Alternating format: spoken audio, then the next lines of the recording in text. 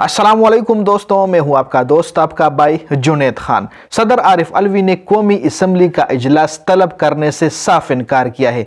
क्यों इनकार किया है, मुकम्मल तफसील इस वीडियो में आपको मिलेगा। दूसरी जो बहुत बड़ी और अहम खबर है वो इमरान खान के रिहाई के हवाले से है।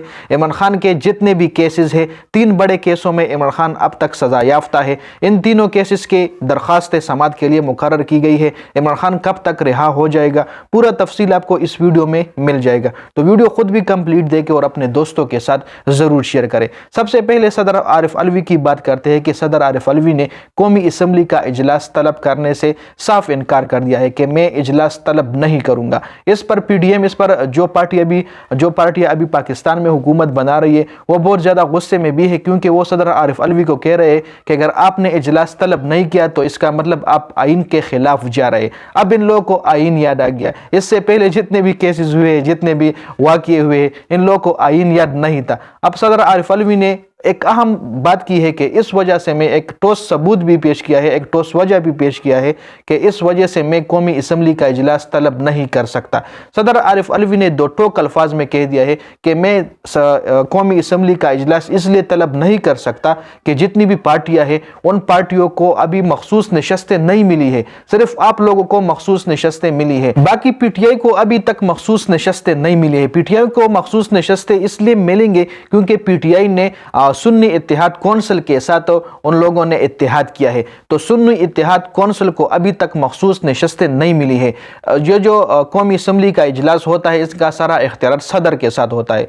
सदर वाहिद बंदा होता है जो कौमी असम्बली का इजलास तलब करता है। तो सदर ने ये वजह शो किया है, सदर आरिफ अलवी ने ये ठोस वजह शो की है कि तब तक मैं कौमी असम्बली का इजलास तलब नहीं करूँगा जब तक सारी पार्टियों को मखसूस नशस्तें नहीं मिली हो। तो ये सदर साहब डट गए हैं। अब बहुत सारे सहाफ़ी ये भी कह रहे हैं कि सदर साहब आखिरकार डट गया है, क्योंकि बहुत सारे ऐसे केसेस हुए जिसमें सदर साहब ने खामोशी इख्तियार की थी।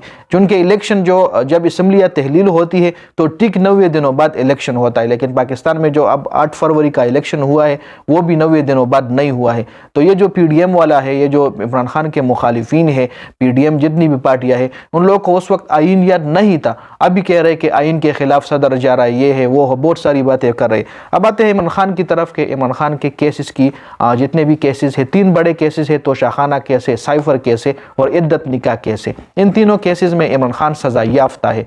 तो इन तीनों केसेस का जो दरखास्तें हैं वो समाअत के लिए मुकर्रर किए गए हैं। 2 केसेस जो है साइफर और तोशाखाना केस, इनका दरखास्त इस्लामाबाद हाई कोर्ट में जमा किया गया था। अब वही दरखास्तें समाअत के लिए मुकर्रर की गई है। 2 बेंच जो है, 2 जजेस का बेंच होगा, वो इसी दरखास्तों पर ट्रायल्स करेंगे और इमरान खान को हो सकता है बहुत जल्दी रिहाई मिल जाए। और एक इद्दत निकाह केस है। इद्दत निकाह केस का जो दरखास्त था वो सेशन कोर्ट में जमा किया गया था। अब वो दरखास्त भी सुनवाई के लिए मुकर्रर किया गया है। तो इमरान खान के जितने भी वकील हैं वो सब कह रहे हैं कि बहुत जल्दी इमरान खान रिहा हो जाएंगे। इद्दत निकाह केस की पहली सुनवाई 29 फरवरी को होगी और साइफर और तोशाखाना इस्लामाबाद हाई कोर्ट में जो ट्रायल्स लगेंगे उनका अभी तक कन्फर्म डेट मालूम नहीं है, लेकिन इमरान खान के वकील पूरे पुरुमीद है कि बहुत जल्दी हम इमरान खान को रिहा कराएंगे ज़मानत पर। तो एक इन्फॉर्मेशन थी आप लोग के साथ शेयर की। तो वीडियो को मुकम्मल देखने का बहुत बहुत शुक्रिया। वस्सलाम।